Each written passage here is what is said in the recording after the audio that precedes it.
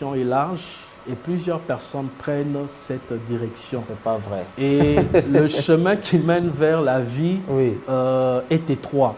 Donc ce n'est pas parce que dans une église, il y a beaucoup de gens que cela est la preuve que Dieu est dans cette église ou bien que cette église est dans la vérité. Ok. Alors on reconnaît qu'une église est dans la vérité, dans la sainte doctrine, lorsque ceux qu'ils enseignent et leurs pratiques sont conformes à la parole de Dieu et aux enseignements de premiers apôtres. Parce que ce sont eux qui ont posé le fondement de l'église. Parce que nous chutons déjà. Comment un chrétien peut-il discerner un vrai ministre ou un vrai ministère prophétique sans tomber dans l'extrémisme ou à la confusion? Alors, un véritable ministère prophétique est caractérisé par l'esprit de vérité. Donc, un vrai prophète n'enseignera pas des hérésies, des fausses doctrines. Il ne va pas contredire ce qui est écrit dans la parole de Dieu. Pourquoi? Parce que la parole de Dieu, c'est la prophétie par excellence. Donc, quand quelqu'un vient déjà ajouter à la Bible ce que la Bible ne dit pas, ou retrancher à la Bible ce que la Bible dit, cette personne n'est pas dans la vérité, cette personne n'est pas un vrai prophète. Et la Bible dit aussi, vous le reconnaîtrez à travers leurs fruits.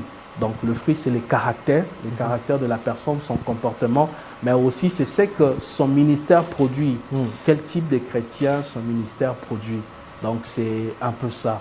Et alors, un vrai prophète, j'allais dire aussi, c'est quelqu'un qui a la capacité d'enseigner la parole de Dieu prophétiquement. Donc lorsqu'il enseigne la parole de Dieu, vous avez l'impression que le message qu'il a enseigné, c'était Dieu qui vous parlait.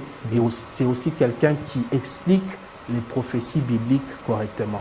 La toute dernière question, ça sera la dernière question aussi qui suivra avec le message de 30 secondes. À votre avis, quelle attitude devait prendre l'Église face à des enseignements des frères Branham concernant les 7 âges de l'Église? Alors, l'Église ne doit pas accepter ces enseignements. Je ne dis pas que toutes les personnes qui prient dans l'Église du message sont des païens, ils sont perdus. Nous devons veiller sur la sainte doctrine. Donc, l'Église ne doit pas considérer cela comme étant la parole de Dieu. C'est une interprétation d'un homme. Donc, un homme peut se tromper, mais ce n'est pas la parole de Dieu et nous devons rejeter cela.